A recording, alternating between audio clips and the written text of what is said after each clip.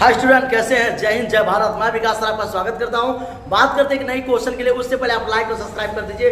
आप हमेशा वीडियो देख लेते हैं, स्वाइप कर देते हो, लाइक नहीं करते हो। प्लीज बीपीएससी के लिए, यूपीएससी के लिए, सी टेक के लिए, एसएससी के एग्जाम के लिए आप सभी को मैं जीके और इतिहास से संबंधित क्वेश्चन बताता रहता हूँ।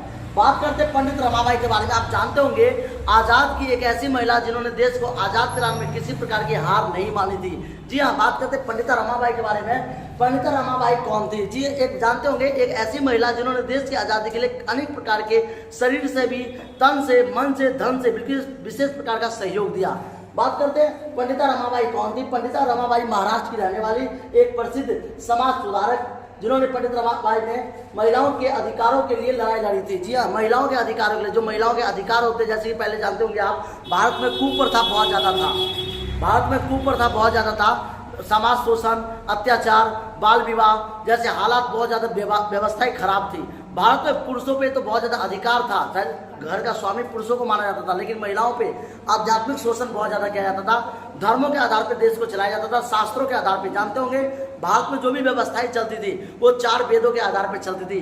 जानते होंगे सामवेद, यजुर्वेद, यज्ञवेद, ऋषिवेद, यानी कि याद ऋग्वेद, सामवेद, अथर्ववेद और यजुर्वेद। इन वेदों के आधार पर ही देश की व्यवस्थाएं चलती थी। इसीलिए पुरुष प्रधान होता था, पुरुषों को विशेष अधिकार दिया जाता था। लेकिन महिलाएं जो थी वो घर के काम के अलावा, बच्चे को जन्म देने के अलावा और बाहर के काम नहीं कर सकती थी। महिलाओं को घर के अंदर बुर्खाओं में रखा जाता था, साड़ियों में रखा जाता था। पर्दा प्रथा ज़्यादा था। पर्दा प्रथा का अर्थ था पर्दाओं के अंदर रखना ज़्यादा होता था। लेकिन जैसे जैसे महिलाओं में सुधार हुआ, जैसे जैसे महिलाओं में बदलाव आए, उन्होंने एक ऐसे क्रांतिकारी को जन्म दिया लोगों ने कि महिलाओं को घर से बाहर निकलो, अधिकार दो। लेकिन आज के दौर में देखा जाए तो महिलाओं को तो अधिकार मिल रहा है, लेकिन महिलाएं इससे गलत फायदा भी उठा रही है। आप देखते होंगे जो महिलाओं का कपड़ा पहनने का तरीका था वो काफ़ी बदल चुका है। तो कपड़ों में पहनने का तरीका, बात विचार करना में महिलाओं का जो तरीका है वो काफ़ी ज़्यादा चेंजिंग आ चुके हैं। उसी तरह से एक महिला थी जो आप बात करते हैं पंडित रमाबाई के बारे में।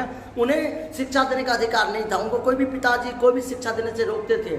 उन्होंने अपने पिताजी से कहा कि मुझे पढ़ना है। उन्होंने पिताजी से कहा कि मुझे पढ़ना है, और पिताजी ने कहा जाओ तुम पढ़ो, जितना पढ़ सकते हो उतना पढ़ो, जो करना है वो करो। उन्होंने काफ़ी सारे संघर्ष किए और इस पढ़ाई को जीत हासिल किए। देश को समाज सुधारने में विशेष योगदान दिया। आज इतिहास में उन्होंने साथ छोड़ दिया। तो बात करते हैं पंडित रमाबाई, महाराष्ट्र के प्रसिद्ध समाज सुधारक पंडित रमाबाई ने महिलाओं के अधिकारों के लिए लड़ाई लड़ी। उन्होंने बाल विवाहों पर रोक लगाई। जी हाँ, बाल विवाह यानी पहले जमाने में औरतों को कम उम्र में विवाह कर देते थे, लड़कियों को 12 साल, 13 साल, 14 साल में शादी विवाह कर देते थे। तो लड़ाई लड़ी, उन्होंने बाल विवाहों के लिए आवाज उठाया। उन्होंने 1881 में, याद रखिएगा, 1881 में आर्य महिला समाज की स्थापना की। आर्य महिला समाज जो भी फाउंडेशन था वो महिलाओं को लेकर था, लेडीज को लेकर था। तो बड़े बड़े फाउंडेशन बनाए गए थे ताकि महिलाएं अपना अधिकार के लिए वंचित ना रहे। उसके बाद मुक्ति मिशन को भी स्थापना की 1889 में। मुक्ति मिशन ये था जिसमें लड़कियां या कोई व्यक्ति शराब पी करके मस्त रहते थे, उसके लिए उन्होंने कहा कि आप लोग मुक्ति मिशन, आप खुलेपन की दौड़ को अपनाइए। एक मिशन की बन के उन्होंने पंडित रमाबाई ने सहयोग दिया। पंडित रमाबाई ने शारदा सदन की स्थापना की। शारदा सदन एक ऐसा फाउंडेशन था, एक ऐसा ऑर्गेनाइजेशन था जहाँ पे सारी महिलाएं आती थी और पढ़ती थी, कॉलेज जाती थी, सिलाई सीखती थी, स्कूल जाती थी।